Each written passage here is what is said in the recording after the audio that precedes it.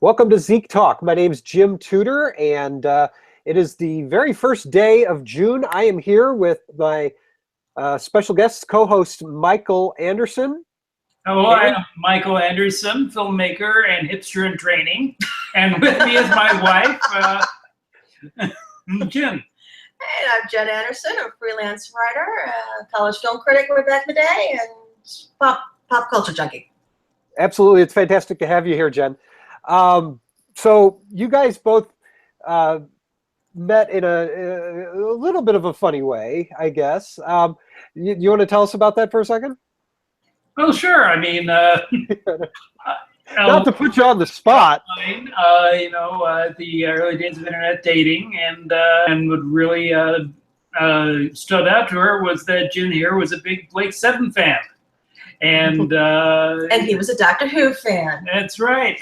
And he was able to explain to me what Doctor Who was, because I'd never been able to get into it because I didn't know that it was a time-traveling alien, and that's all you need to tell me. But this, of course, was the pre-modern Doctor Who series days. This was back when it was just the old BBC series, the special effects budget of £20 and a sixpence. So there was nothing cool about Doctor Who at all yet. No, because coolness was a circle. It was so uncool that to those of us that loved it, it was the coolest thing ever. Yes, I felt left out of geek culture a little bit because I was not down with the Who. That's right, but I did my best to try to remedy that, and we spent our second date watching Talons of Wing Chiang holding hands. That's right, holding hands, and because it's a very dark, dimly lit episode, very, very moody, we just sat there seeing our reflections as we're holding hands. It's very funny. Yes, it was. So and what is this? The Talons. It's a classic episode of Doctor Who. See, I'm less versed on this than you are, Jen. I don't even know. Oh, well, I'm the expert now. I mean, come on. I'm married to one of the co-founders of DWNY. Yes.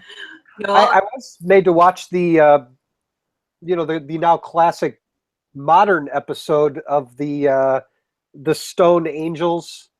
The Weeping Angels. Yeah. Yes, that was very good. Yes, don't blink. So I get all those references. That's it. That's it. I don't know anything else. I did see Blake Seven back in the day. So anyhow, that's just to give our audience here a point of reference of where you guys are coming from as fans. Yes. Of things, various things. Yes, because we are fans of various things. Yes. So I've discovered over the years. Many various things. Yes. Aren't we all? Okay. Well, let's move on then. There's some new films opening in the theaters that we'll acknowledge. We won't spend a whole lot of time on. We're going to talk about Wonder Woman next week after everybody's had a chance to see it.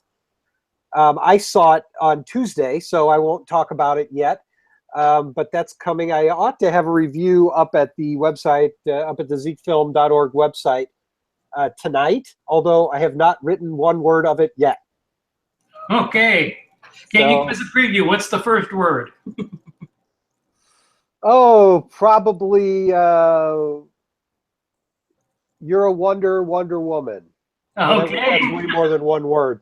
No, I don't know. I don't know, Mike. I don't know. It's still forming in my head. What I'm hoping is that Max Foisey, who is a radio host here in St. Louis, who also contributes to the site, I'm hoping he comes through with his Wonder Woman review because he is an enormous Wonder Woman fan, like for real. When I used to work at the comic book store here in St. Louis, Max would come in as a customer and buy tons of Wonder Woman comics and even those like $200 porcelain statues and things like that. He always had his eye on those as well. I'm not going to say he bought them in case his wife is watching, but yes, he's the real thing, and he was at the screening as well. And afterwards, he said he was going to write something for the site about the Wonder Woman movie, and it was going to be long, and he wouldn't tell me his opinion. Well, okay. Well, I look forward to reading that. If that's not a tease, I don't know. Yeah. I'm sorry? I'm sure it will be a well-informed opinion. Yeah, maybe too well-informed. But we'll find out. The review I did get to write is the other big superhero movie opening this weekend, Captain Underpants. Ooh. Ooh. The epic first movie. I would love to hear what Captain Underpants is like. Well, have you ever heard of Captain Underpants, the books? Yes, I have heard about Captain Underpants, yes. Oh, see, I didn't even know. This is about a 20-year-old property, and there's been, I guess, depending on how you count it, between 12 and 15 books. And I didn't know anything about it other than it existed. It's like I would walk through the Barnes & Noble kids section with my kids and see a Captain Underpants book cover, and that was about the extent of it. So when they announced this movie was going to be screening for critics, I thought, well, this is good. I can take my 6-year-old son to it. That sounds, you know, at a glance, it's a guy in underpants and a towel who is a superhero. And I thought that sounds like right in the wheelhouse of a 6-year-old boy. Yes, so, it does. Say no more. Yes, I told my other kids then, who are older, that I would take him only because, you know, I try to take each of them to one movie as a date, you know, like and like I'll pick something that, you know, it's always a critic screening, so I don't have to pay. So we'll you know, we did Kong Skull Island with my 11-year-old and Beauty and the Beast with our, you know, 8-year-old daughter, and now Underpants, Captain Underpants for the 6-year-old, and I said we're going to do Captain Underpants with just him, and the other 2 older ones were like, no, I wanted to see that. They were genuinely disappointed. And what did the 6-year-old think? I know. Well, he really loved it. My take on it is that it's fun, but it's also one of these hyper-frenetic animated kids movies. And it's smart, but it's also just top-to-bottom bathroom humor, but very clean bathroom humor, you know? It's a lot of talk about poop and everything, but you never see any poop. It's that kind of deal. So, you know, by the end, there's a giant Godzilla-sized mechanical toilet rampaging through the city. And the kids are just dying. They love this movie. But it's a superhero spoof, and, you know, you guys know The Tick and all these other superhero spoofs that have been around for so long. The notion of a superhero spoof is, I think, kind of really old hat, you know? And so I get what you're saying, but we have so many new superhero movies out that we still need to tweak the genre. Yeah, I was going to say, you know, now more than ever, I think, you know, there needs to be some sort of humorous tweaking of the superhero, especially as the superhero movies have gotten more ponderous and self-important.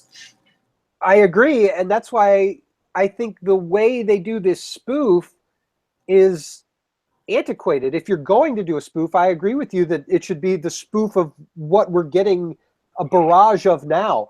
What Captain Underpants is doing is that thing where the superhero steps up and, you know, fear not, citizen, and he does his theme song, tra-la-la, you know, and then he jumps into action. And it's that kind of thing. It's what they're spoofing is like the Bud Collyer Superman radio dramas, you know? And it's like, of course, the 6-year-olds aren't going to put that together. Their parents aren't even going to put that together. But it's so old, it must seem fresh to them. I think it's so old that it seems like completely arbitrary and out of left field to them. and therefore it's hilarious. Yes. I don't know. But, you know, I enjoyed the movie. You know, I did have to, like, get up and leave about an hour in, which is sometimes the case with these hyper-frenetic kids movies. I'm stepping out for a minute. I don't care. And that happened here. You know, just kind of get my bearings. It's, you know, they're just too loud, and too bright, all of that. But that said, the jokes are funny. So Captain Underpants, the epic first movie, sounds like a promise that they're going to make more. Cool. I don't know. Yeah. What else is out? I don't know that there's a whole lot else new. We've got some reviews of a film about Winston Churchill. We've got a review on this website by Eric Yates about Winston Churchill called Churchill. That's coming out. I don't really know. The Pirates of the Caribbean 5, I believe, has opened, and I don't know how that's doing at the box office. That's been out for a week now. Yeah. Any interest? Oh yeah, I mean, well, no interest in actually seeing it, but but to talk about the Pirates of the Caribbean and the way that the blockbuster series has sort of stumbled and zombified.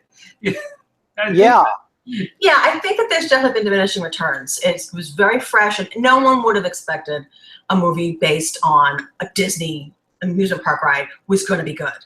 No. And even with the low expectations, it was just spectacular. Even so, it was just a revelation. And then they kept trying to repeat that, and you just can't. And they just failed more and more as they continue. Yes.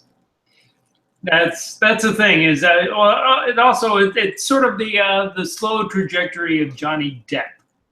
From he's sort of taking the Nicolas Cage path of stardom, where it's like the quirky actor who, for a while there, I remember Nicolas Cage when he was first on the scene. I was excited to see what Nicolas Cage would be doing next because he was fearless. He would go out there. Even if what he was doing wasn't necessarily right for the part. I'm looking at you, piggies who got married. He was interesting. He was trying something, and soon that sort of developed into shtick. So that once he got big and famous, all of a sudden it's like do that Nicolas Cage shtick that you're so famous for, and it becomes a parody of itself. And I see the same thing happening here with Johnny Depp. It's like all of a sudden, Pirates of the Caribbean, he is a megastar. We will not see the likes of Johnny Depp, who starred as the undercover FBI agent. Again, Donnie Brasco. No. Right. Yeah. No, it's unfortunate too because he was fantastic in that. But again, that was 20 years ago. Yes. I know. Yes. Yes, and one of the appeals of Johnny Depp in the first Pirates of the Caribbean movie is he was a bit of a hot mess, but he was a hot mess. We the women of Generation X were like, ooh, he's still hot. In the intervening years, we are now done with him. Yeah. And any women my age were like, we're done with Johnny Depp now, right? Yes. Even before the domestic violence charges, we just decided we were done. He was just doing Keith Richards cosplay, and quite frankly, Keith Richards does that better. He's hotter than Johnny Depp. Oh wow, Keith Richards is hotter. These conversations actually happen then. Yeah. Oh yes, of course. Okay. Yes. Johnny Depp, yay or nay? Nay. Yeah. Nay. I was a little skeptical of him. I mean, I loved the first Pirates film, like everybody, but I was a little skeptical of the Johnny Depp phenomenon from the outset. There was a lot of people coming out of the woodwork as Johnny Depp fans saying they were going to go out and see all of his movies, and I would say, oh, really? Well, let me know what you think of A Nightmare on Elm Street, which is something that they would not bother with. Yeah, he's done a lot of different things. I really couldn't imagine someone enjoying all of them. No, and, especially now, where it is a kind of an embarrassing thing to hear that he's got the 5th Pirates of the Caribbean movie. Even though back when he did the first one, he said, I think, that he would love to play Captain Jack Sparrow forever and ever until he dies. That's how much he loves it. Which I think he reneged on that a little bit when the 4th one came out, saying, yeah, maybe we're done for a while. But of course now I guess he needs some money. Isn't that always the case? That's how they got Nicolas Cage too. So he needs some money. You just had to buy that 9th mansion. I know. Well, Nicolas Cage had to sell all his comic books. I know. Which that sounds like a bad deal. That's gotta hurt. Yep. Yeah. I don't know, man. Well, Nicolas Cage, I always say, he peaked with Raising Arizona for me. Oh yeah. And I guess Johnny Depp may have peaked with A Nightmare on Elm Street. I don't know. No, Johnny Depp peaked with Ed Wood. Ed Wood. No, you're right. That's actually it. No, Ed Wood and of course Edward Scissorhands. I haven't cared for him in much of anything. I didn't mind Dark Shadows, but I don't know. I just have no desire at all to go see the fifth Pirates of the Caribbean. I mean, just I don't care. Here's what I heard though. Paul McCartney turns up in the movie. Yes, that's the one reason that I might be roped into watching it at some point. But more likely, I'll just watch Paul McCartney's one little bit on YouTube at some point in a couple months. Hear, hear. Yes. And yes, that would be good. Keith Richards did turn up. The hot Keith Richards turned up in the third and fourth Pirates of the Caribbean film. This toy company put out like a 20-inch tall action figure of him, which I bought really cheap, and I don't remember just how cheap, but I'm hoping that it was really, really cheap, because this thing has been with me ever since. This giant 2-foot tall Keith Richards pirate toy, and I'm thinking, should I unload this thing or hold on to it till he,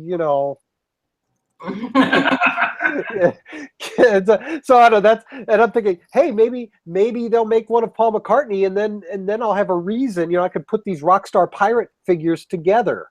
So if you hear that there's a 2-foot tall Paul McCartney pirate action figure, let me know. So I just want to know, were they unable to get Ringo? It's like. Like I did Caveman, for crying out loud. I know. You're saying that he said no to Pirates of the Caribbean? What was the last movie that Paul showed up in? Was it Give My Regards to Broad Street? He directed that in 1984, and it stars him. No, I'm trying to think of any movie where he actually had a role that wasn't like a documentary role where he played himself. Yeah, he doesn't act. It's doesn't not his jam. He's a brilliant songwriter, and that's all he needs to do. Yeah. When these guys besmirch their legacy, it's always kind of like, no, you don't need to. God, like when Stan Lee did a reality show on cable a while ago, How to Be a Superhero. Do you remember that? Always, yes. Yes. It we got was through one episode of that, and then we were like, Stan Lee is dead to us. I know. No.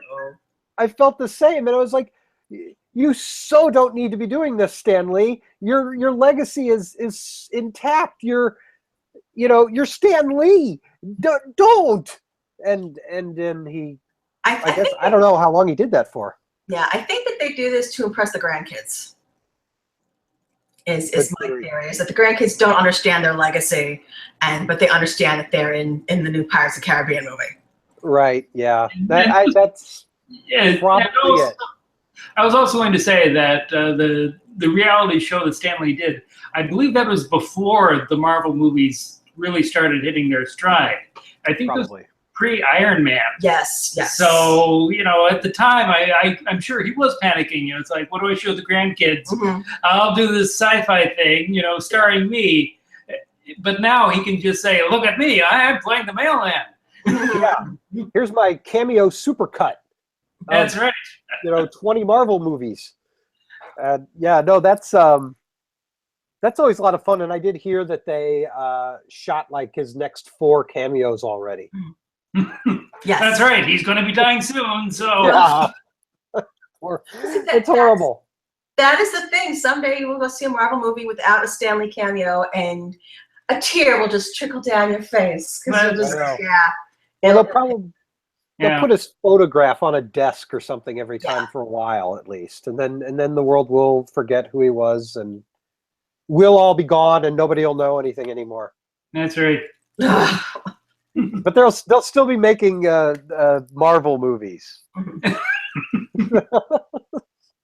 that time, they will have gotten down to the inferior 5, and really scraping the bottom of the barrel. Bring it on, man! I'm enjoying it. I like it. So, well, let's switch gears. Let's talk about something else. You guys wanted to talk about the new season of the television show Unbreakable Kimmy Schmidt.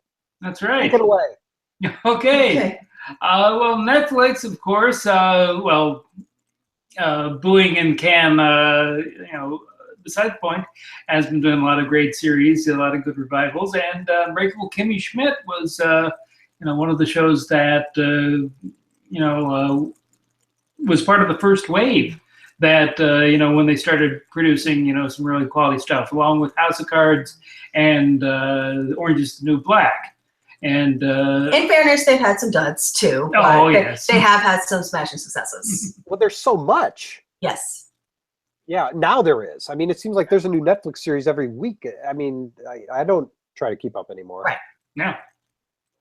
No, I mean, it's, it is a bit overwhelming that all the new content that you get on Netflix. But Unbreakable Kimmy Schmidt, which of course is Tina Fey and Robert Carlock, who were behind 30 Rock. Oh, cool. Okay. Yeah, no, I loved 30 Rock, at least what I saw of it. I didn't always get to watch it. So it has that sensibility with just some of the absurdity and pop culture references. And the very strong New Yorkness of it. Yes. Which is good, huh? Yes, the gentrification is an overarching theme over the series. They live in a neighborhood that is East Doghead is what it's called. It's fictional, but it's pretty much, Bushwick of, 10 years ago. So what season is this of this series? Is it just the second? Third, I think. This is the third, Yeah. yes. Third season, okay. So they're not moving as quickly as House of Cards. No. Which is No, they got sort of put back because the star, Ellie Kemper. Ellie Kemper had a baby. oh, So they took some time off to let her have her baby. So all right. What back and she's brilliant in it. So And it's just it's a character that how could you prepare for that? It's unlike anyone else. It's are you familiar with the premise? No, I was just going to ask what that is. It's a woman who was kidnapped as a teenager and kept with some other women in an underground bunker by by the Reverend. by a bad guy, essentially, who held 3 or 4 women prisoner and told them that the world had come to an end. They couldn't come out. Hold on, this is a comedy? Yes. Yes. Oh, and it's John Hamm plays the Reverend. It's just comically horrible. They kept having to turn the crank. They didn't know what the crank was. They just had to keep turning the crank. Turns out the crank was powering the electric generator in his secret room so he could watch TV while they were all trapped in this little room together. It sounds like Lost. In the second season of Lost, there was that everyone had to enter the code sequence no matter what, and if you don't, something bad will happen. We don't know what. Right. And so it begins with they've been rescued, and so she's in her mid-20s but has the sensibilities of a 14-year-old. And all her pop culture references are, of course, also from the 90s. Mm-hmm. So she has the sensibility, but, she's the Unbreakable Kimmy Schmidt because she survived all that. She's going to show the world what for, she's going to just take on everything, and nothing fears her. Nothing stops her, but eventually, in the second season, especially, the PTSDs did start to come out. And even in the third season, she still has some things that she has to process because it would be too cartoonish if she just went out there and got them all and showed the world. It's obviously it's a very difficult adjustment, and it's a hilarious one. Yes. She got herself a typical lousy New York apartment with a roommate situation with outrageous landlady, outrageous roommates. The supporting characters are as strong as she is. That's funny. When you're saying all of that, how, she has this, I guess, persona. The character in the show has this persona of being the Unbreakable Kimmy Schmidt. It reminded me of, Gone Girl. Again, not a comedy, but, the character in that, the wife in that film and book, of course, was, had her parents making her into this cool character, yeah. Yeah, this idealized version of herself that she could never live up to, and of course it drove her crazy. It's Astounding Amy. Yes. Yes, I don't know that experience is what turned her into the psychopath that she became, but it certainly drove her psychopathy. It couldn't have helped. Mm-hmm. No, it could Spoiler not have alert, by the way. Yes. 5-year-old spoiler alert. Oh well, Yeah. I don't know. I'm so done with it. Just full disclosure, I worked on the movie, so there you go. Great. That's What's Neil Patrick Harris like? nice. Nice. As charming I as wasn't, my job was not being on set very often. I was out running around buying things for the set. So how many times did they shoot Neil Patrick Harris driving up the driveway and walking into the house? at least 25. This is David Fincher. It's what he does. He shoots over and over and over again, and he wants to do that Stanley Kubrick thing, I guess, where you just grind them down until there's like nothing but raw emotion there and desperation, and then that's when you got it. That's when the magic happens. I don't know. I was so glad I didn't have to like stay there all day. I was out running around, Jim, we need stanchions. Jim, we need stuff for the refrigerator. Go, and, yeah, so that kind of thing. So, and I'm just like, I had my own little mini PTSD after, I got done with, then where my cell phone would ring and it'd be like, what do they want? You need to go to art director rehab. Yeah. Well, I was working in 2 cities. We were shooting in Cape Girardeau, but I was living in St. Louis. So, I would buy as much as I could in St. Louis and run it. Sometimes it'd be like, oh no, what if I'm in the wrong city? So, anyway, I don't want to talk too much about that. Let's talk about now. What else is happening? But yes, we were talking about how Netflix got booed at Cannes. Yeah, they did. And again, we were talking about this a little bit before the show. I'm not too well versed on this, but Netflix has started to do what Amazon has been doing very successfully in the past few years, which is getting big name film directors and basically giving them their carte blanche to do their thing, but do it for us, do it for Amazon, do it, whoever. So Amazon got Woody Allen's, Cafe Society made, which was, I think, if I heard right, was like a $17 million movie or something like that. And Woody Allen movies tend not to make anywhere near that. But just to have him on the roster was prestige enough for Amazon to throw the money. And of course, they had the money to throw, so they did. And they've done that with a number of filmmakers. Now Netflix is doing that with Noah Baumbach had a film. I think has one or had one at Cannes. Todd Haynes, and the director who made the Korean film The Host. All 3 of them were given Netflix projects and movies. But the catch is Netflix has no interest in releasing these films theatrically.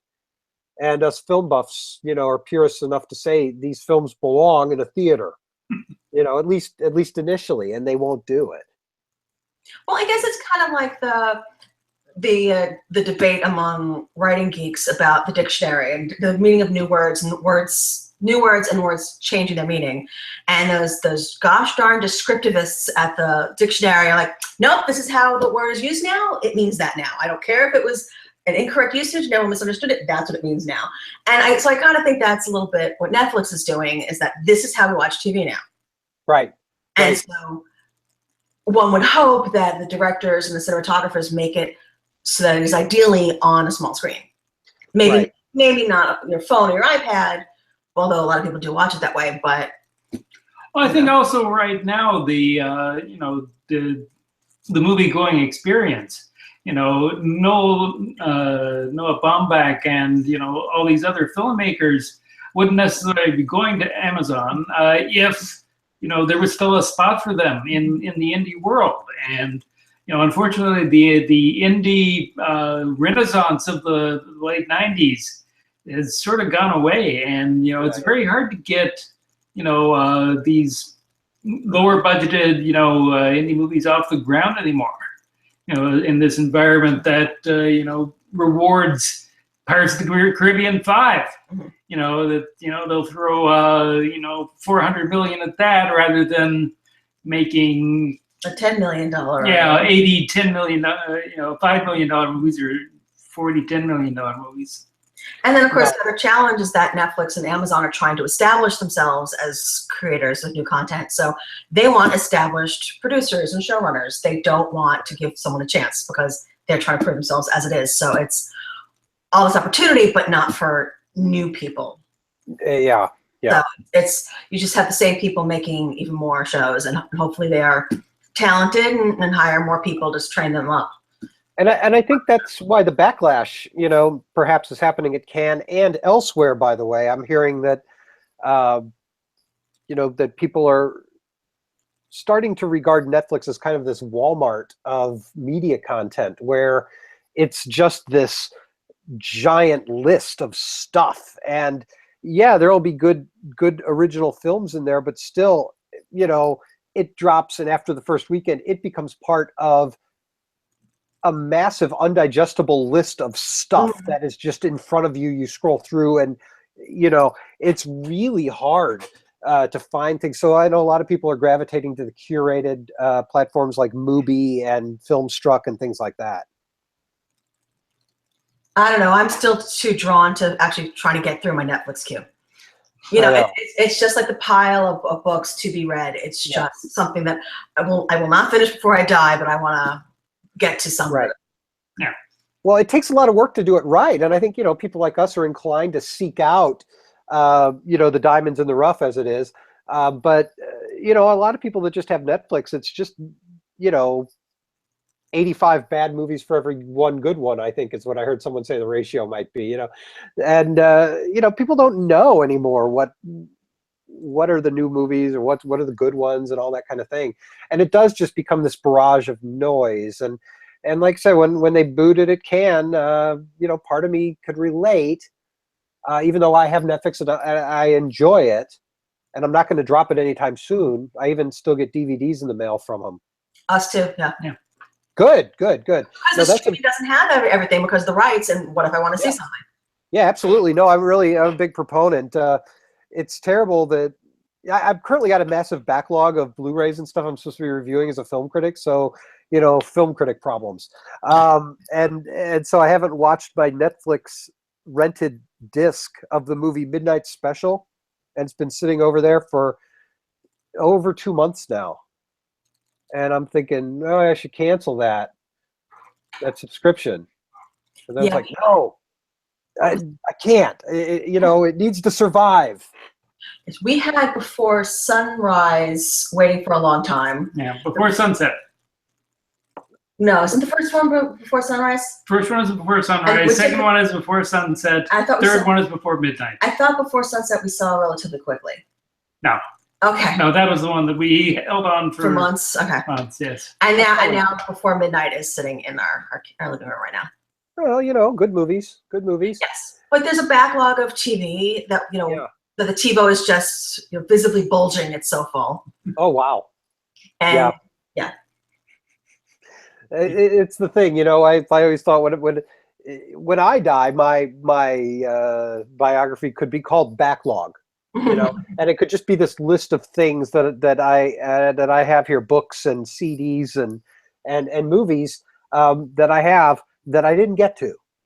Comic books, same thing. You know, I used to buy a lot of comic books when I worked in the comic book store, and I haven't done that in many years, and I still have like at least 2 long boxes unread stuff. You know, just backlog. Oh, that's our life. There's too much. Yeah. And we're adding to it with stuff like this for people to watch. Exactly. Yes, I am way behind on the Wonder Show, actually, your guys' podcast, by several years. I haven't listened to that for years. Yeah. And I thanks to Netflix, I watched Gilmore Girls 4 times through in a year and a half, 2 years. So I decided to get into the Gilmore Guys podcast, and I'm still seasons behind on that. And I think I should mention this. I haven't actually heard it myself, so shame on me. But Taylor Blake, who's a reviewer on Zeke Film, she, I think, does a Gilmore Girls podcast called This So It's a Show. And I think what they do there, if I'm not mistaken, and I could be wrong, Taylor can come on here and correct me, that every time they hash out the pop culture references of Gilmore Girls. Because there were many of them. Yeah. And you just added to my list of podcasts I have to listen to. Yep. Give Taylor's a try. And she'll be on this at some point. She keeps, she's one of our contributors who's interested in being on ZekeTalk. So, yeah. Check this out. This is a magic wand. Ooh. I just found it on my desk. My father-in-law made this for somebody's birthday cake. It's a Harry Potter thing. So very cool. And as long as we're doing show and tell, on Yeah. my desk here, I've got an R2-D2 bendy straw. Oh, cool. Well, here. Straw from when? Probably from the prequel years. The prequel years, yeah. The when they had all this stuff in fast food. Last week when we did the Star Wars episode, my kids were like, "Why didn't you get down the Han Solo blaster? It's right there." I mean, it's literally right up on the shelf, and I didn't.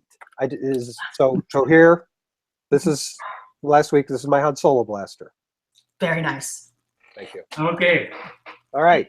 Move your head in the background. There is a Millennium Falcon in the box. I see that. What's the story there?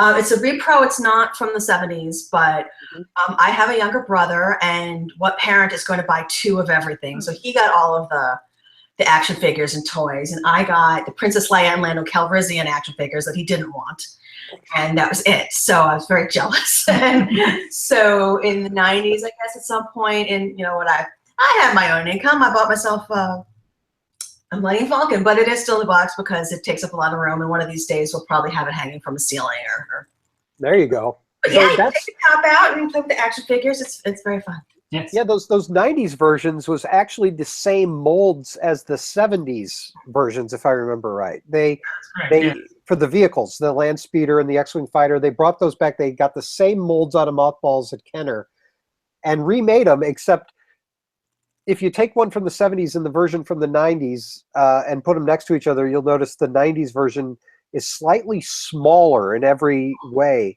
because the molds actually somehow molecularly Shrink. shrunk. Yeah, Interesting. because of science.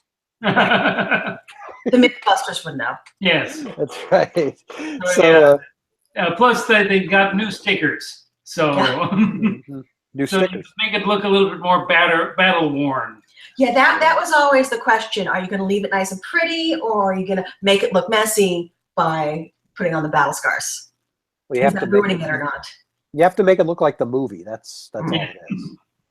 So, before we go, last minute items here. I'm just going to promote the stuff I'm going to be working on here. I'm going to review this movie. I'm not sure what this is. This is 8-Bit Generation, the Commodore Wars, and it's a documentary that is on DVD now. And I have yet to. Obviously, you can tell I haven't looked at this yet.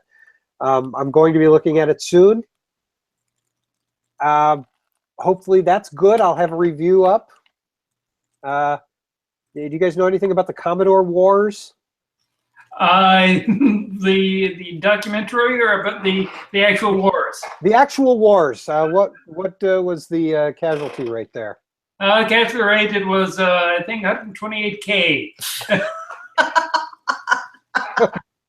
Well, I just got this because it's 8-Bit Generation, and I know enough about this sort of thing, which is very little.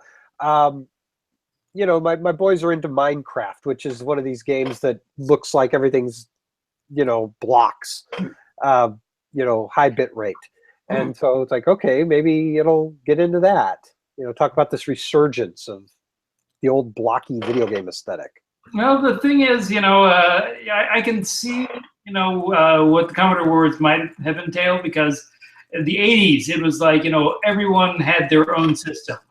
You had the Commodore, the TRS-80s, you had PCs, you had, Apple Macs, the first generation Macintoshes, you had the Apple IIes, it was a plethora of systems out there.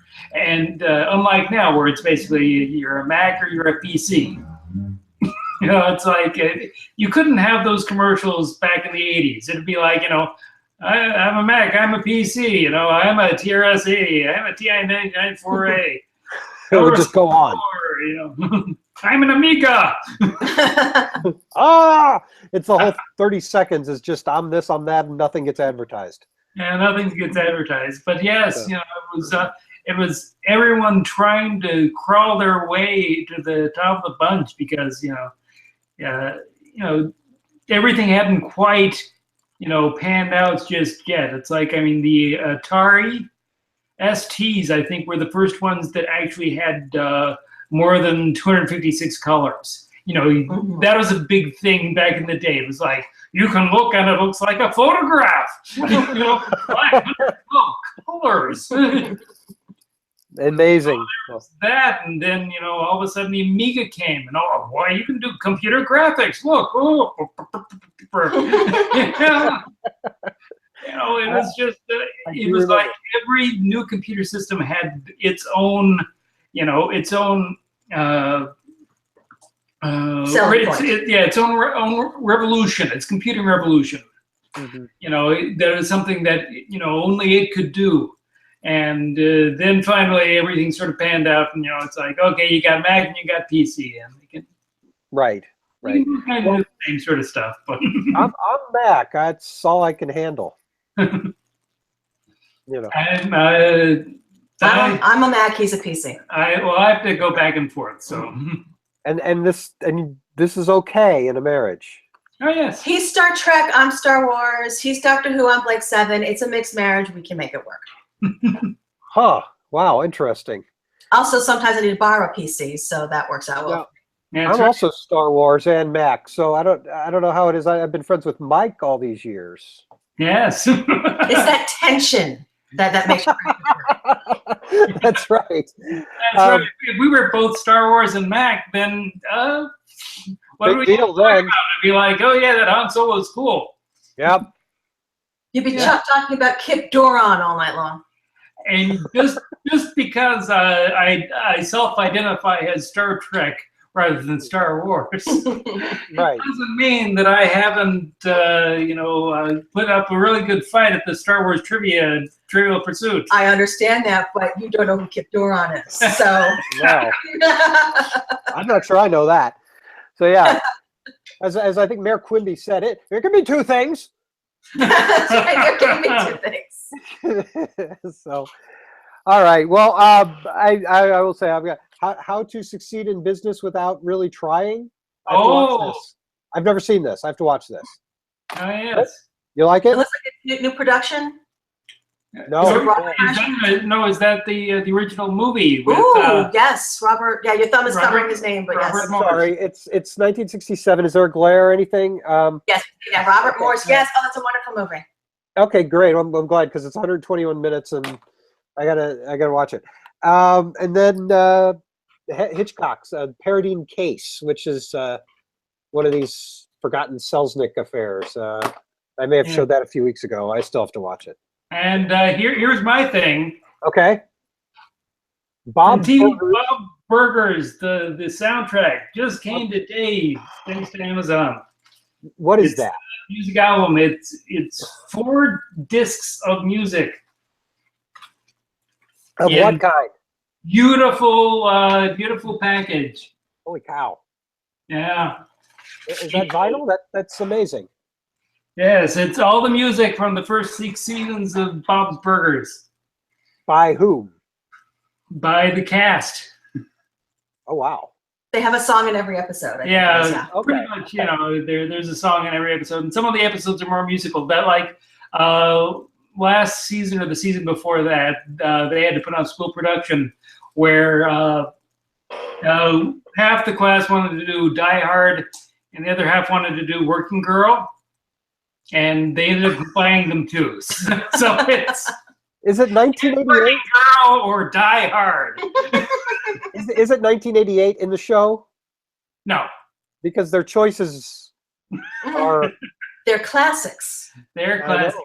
And I just saw Working Girl for a Zeke film piece a few years ago, or last year, I think. I saw it for the first time.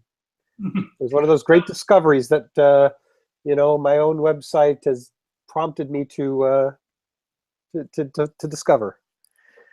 So I would say Working Girl, although Die Hard might be the best action movie ever made. I don't know how you act that out. Very carefully. What did they pick? No, they combined the two. Oh, I missed that detail. They did a mashup. Yes, Oh, of course. Get working or die hard, girl.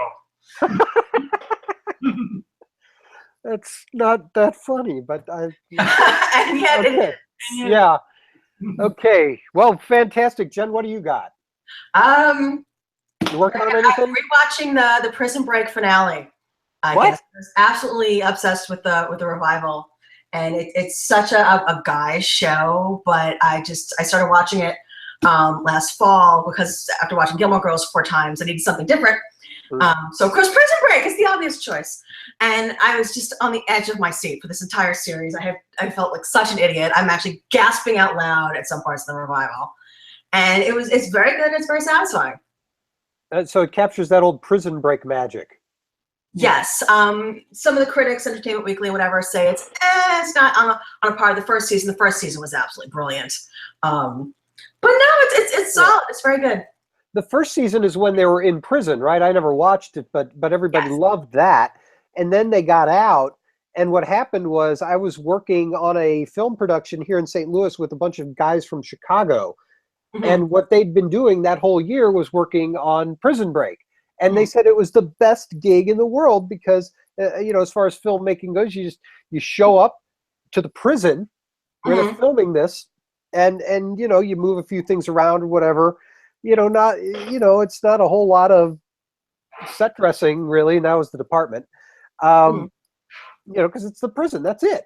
And maybe a few other things here and there, but you show up there to work. You work your hours. You go home, and it's right there in town. It was in Chicago. And then in the show, the guys got out, and of course they moved the whole show to the East Coast, and they completely lost the gig. Well, they actually relocated to Dallas. One of the department heads actually lived in Dallas. Oh. And within the radius, like 100-mile radius or 50-mile radius of Dallas, they were actually able to find areas that looked like all over the country because they were on the run. And the first season was just a very tight puzzle box of, all right, all the different, this overly elaborate plan and all the tattoos all fit in, and well, what's he going to do next? And then they get out, and because he's brought extra people with him, his plan for after they escape is completely falling apart. And so it's still pretty good. They have to get out of the country and things don't go well, and then they actually do make it. And then the third season, I think they shot it in Florida or possibly still in Dallas. I'm not sure. They were supposed to be in Panama for that. Breaking up another prison. That's the vacation. Yeah. Then the fourth season, it was more like an Ocean's 11 heist thing where they had to take down the government conspiracy. And then this one, they had to break one of the guys out of Yemen. A prison in Yemen who had faked his death, and turns out he's not dead, and he's been recruited by his family because he's so good at breaking out of prisons. So it's a revival, not a redo. It's the same. Right. It's a continuation. It was like the first 3 episodes was getting out of the prison, the second 3 episodes was getting out of Yemen, the third 3 were back in the country taking down the vast government conspiracy. Okay. So that's this is actually more of a small government conspiracy, which is why they could do it in 9 episodes total. Let's hear about your blog. Anything there? Anything to plug? Anything at all? Not at the moment. Any gigs? Yeah, my blog is just collecting dust at the moment. I understand. Follow me on Twitter. I'm hilarious on Twitter. Jen Anderson NYC. One more time. I think I talked over you. At Jen Anderson NYC is me on Twitter. That's usually where I do anything that I would have blogged before. Okay, great. And you know and understand Twitter and tried to coach me on it when I got on last year. I am Jim Tudor Film on Twitter. And is it at Jim? I don't even know. Yes, I'm still awful at this. And Mike, are you on that? I am on Twitter. Yes, I'm awful at it as well. But and that is a sticking point in our marriage. That's right. That he will not listen to me and take my advice and go on. He's Facebook, you're Twitter. He's not even Facebook that much. This is where we're solidarity then. And Mike, I'm a Facebook. I can only handle one of these things. Well, I am at AutoBeatnik. That's AUTOBEATNIK. And hopefully you two will start live tweeting shows or live tweeting movies. You can just live tweet something that is not on live. That people just live tweet their Buffy rewatch. And that actually will get you followers. People will really enjoy that. I once live tweeted the Star Wars holiday special. where a bunch of people actually got together. Someone found one particular recording on YouTube, and we all started at the same time and just live tweeted it together. That's that. To do anything with the Star Wars Holiday Special, that takes some doing. So Yes. that reminds me. Have you seen the Star Wars Nothing But Star Wars Master Mix? no, what is Have that? you heard of such a thing? No. Go to YouTube. It's the Star Wars Nothing But Star Wars mixtape. Okay. Do it when you have 90 minutes to spare. Yes, it's 90 minutes of Star Wars miscellany, all edited together, including including bits of the Star Wars Holiday Special, but also like the Donnie and Marie Star Wars sketch, a couple snippets from Star Wars porn movies of the 70s, you know, different variety shows, interview shows, local news shows. It's just all a mixed match, and including a ballet done to disco Star Wars music done on a French television series in the 70s. The 70s were a very strange time. It was a very strange time, and yes, it's bizarre. They found a lot of stuff that even I had never seen, and so it's mesmerizing. I will take your word for it until such a time. Okay. That sounds like something. And Yes. I thank you for this tip, Mike and Jen. I thank you for coming here on ZekeTalk, which we're on YouTube also, by the way. With any luck, we'll be smashed right against, right up there against the Star Wars Nothing But Star Wars feed, and you know, people can hop on over. That's right. After this is over, do a search for that, find it, watch it. You'll thank me later. Watch it, All right. watch it in 10-minute increments. Will do. Okay, guys. Well, let's wrap it up, and we'll do another show next week. Okay. Yeah, When there- wrap it up. Where it could be some Wonder Woman talk. Wonder Woman. And her That's right. 7 nights fighting for your rights. That's right. That's my favorite line. It's everyone's favorite line. Yeah, yeah. Okay, well, have a great week, you two. And yeah, don't watch too many Doctor Who episodes there. No, we'll try not to. Yeah. No promises. That's Laura. right, yeah. I think Okay. Okay, thanks everybody, and don't forget to visit the ZekeFilm.org and check out all our new stuff, and subscribe to Zeke Talk, and we'll see you later.